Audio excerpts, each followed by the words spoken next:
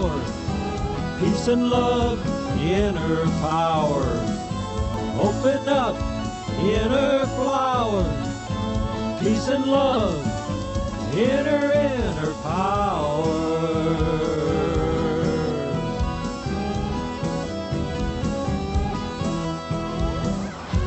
Remember the days we saw purple haze. 1 and 1 and 1 is 3. Hey, hey, baby, what you do to me?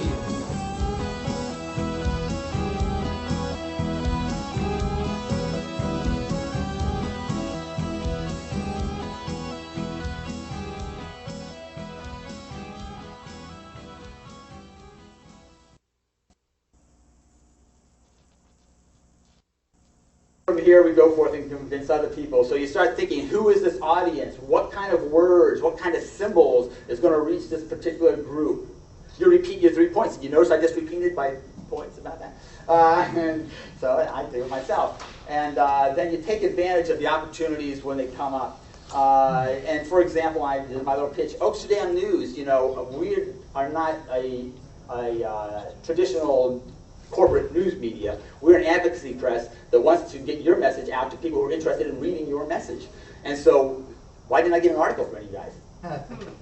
We want to hear from you. Go to the online websites, look for talk radio, go for blogs. Anywhere you can get your words out there, get them out there, but sharpen those words before you do it. And close with your strongest argument. And in this case, of course, this is America, so it's got to be good for America, and God bless America. And it's good for you, because you're the person who's got to go out and do something.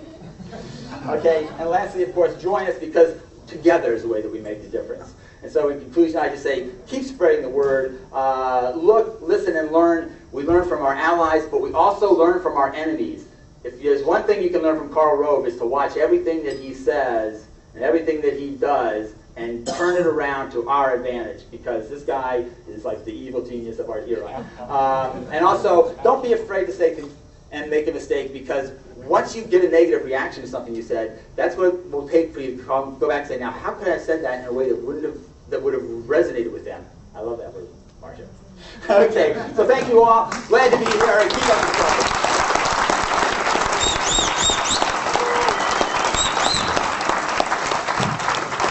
I really appreciated the lunch hour, but I want to close with a story about some of the effect from this group. In January, the Conservative American Enterprise Institute in Washington, D.C.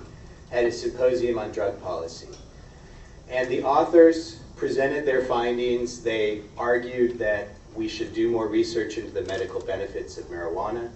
They said that we should look seriously at decriminalization and they pointed out all of the stuff that Doug has pointed out in Drug War Facts. They brought this into the discussion at this conservative think tank. And they took the ideas of medical marijuana that Chris has been talking about for so long. And they had Marcia's points in there about how to treat heroin addicts and how we should be sympathetic towards them rather than draconian.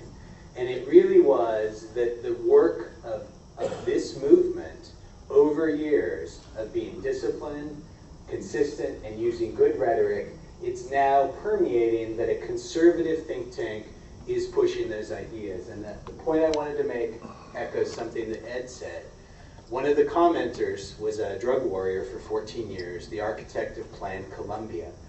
And when it was his turn to comment on this presentation, he said, you know, the authors, what they have written here, all of the words are exactly right. But what they don't understand is politics. And the politics in Washington are about money, and the money flows to law enforcement, and no elected official has ever gotten unelected for getting more money for law enforcement. So here was a guy from the inside, architect of the drug war, really bringing the same message that Ed brought. But to me, there's hope in this, because the work of Marcia, of Doug, of Chris, of so many, is really making a difference. So thank you very much. We're adjourned until 2:30.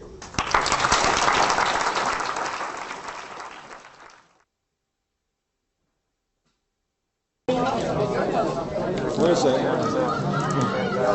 Your own enjoyment. All right, sure. Read the Amsterdam News.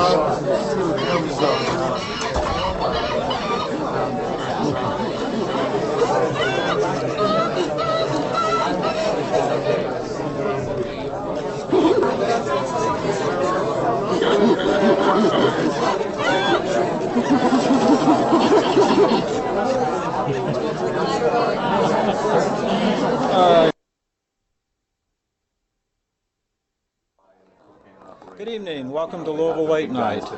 This evening we're at the National Normal Conference, and we have with us here Chris Crane, who's with the Students for Sensible Drug Policy. That's right. Chris, it's a pleasure to see you and talk with you again. Tell us what's SSDP and what's it all about? Well, Students for Sensible Drug Policy is the largest grassroots network of students working to end the drug war.